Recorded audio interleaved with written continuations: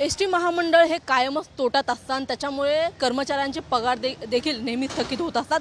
या संदर्भातल्या अनेक घडामोडी खरं तर सातत्याने समोर येत आहे। मात्र आता जी माहिती समोर आलेली आहे ती अतिशय खळबळजनक आहे।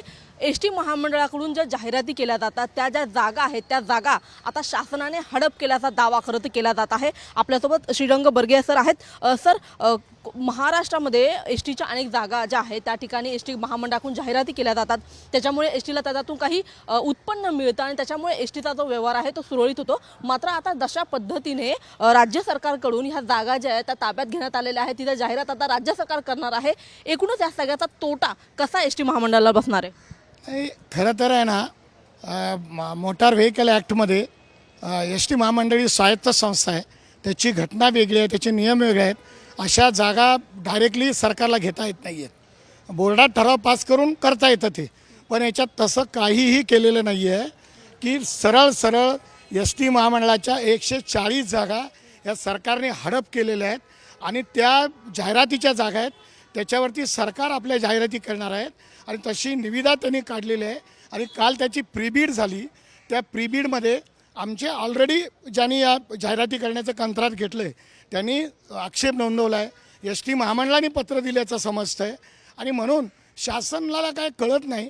एकतर एस.टीला शासन मदत करत नाही आहे, मग तुमच्या जागांवर तुम्ही जाहिराती लावा शासनाच्या, तुमचा आणि एस.टीचा संबंध काय? एस.टी. महामंडळ हे शासनाचं डायरेक्ट डिपार्टमेंट नाही आहे। मग जर त्याला वाटत असेल की शासनाचं डिपार्टमेंट आहे तर मग शासकीय वेतन कर्मचाऱ्यांप्रमाणे आमच्या कर्मचाऱ्यांना वेतन द्या, आमच्या गाडीवर महाराष्ट्र शासन लिहायला परवानगी द्या। आमच्या अधिकाऱ्यांच्या गाडीवरती महाराष्ट्र शासन लिहिलं म्हणून RTOने कारवाई केलेली आहे आणि मग ही सरकारची दुट्टपी भूमिका आहे।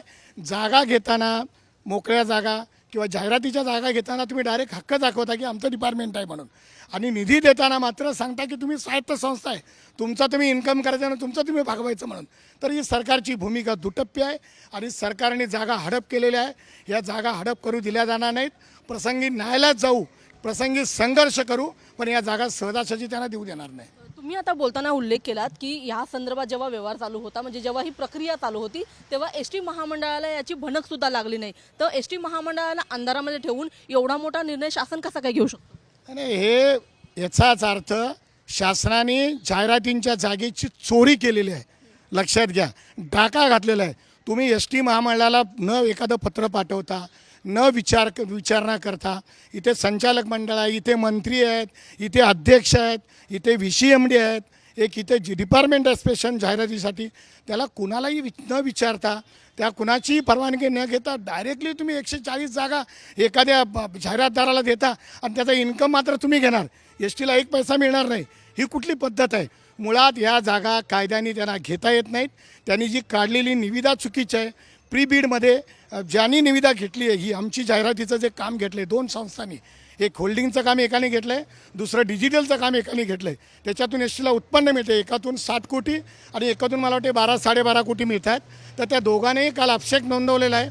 आज पुन्हा ते ऑनलाईन म्हणजे अभिषेक संध्याकाळी 5पर्यंत नोंदवणार आहेत आणि मला वाटतं या जागा हडप करण्याचा प्रयत्न केला तर त्याच्या विरोधात तीव्र संघर्ष केला जाईल आणि अशा एस.टीच्या जागा हडप करू दिल्या जाणार नाहीत, ज्याच्यामध्ये उत्पन्न मिळतं एस.टीला जाहिरातीतून चांगलं उत्पन्न मिळतं आहे। ठीक आहे, हे काय एक इतर स्रोत आहे का, मुख्य स्रोत नाही आहे। आणि म्हणून पण शासनाची काय दादागिरी आहे, काय दादागिरी कशा करता शासन करतं हे सगळं काही मला काही कळत नाही। एकीकडे मोकळ्या जागा विकसित करताना एस.टीला विचारत नाही, दुसरीकडे आता जाहिरातींच्या जागाही हडप करते। त्यामुळं शासनाने हे करू नये।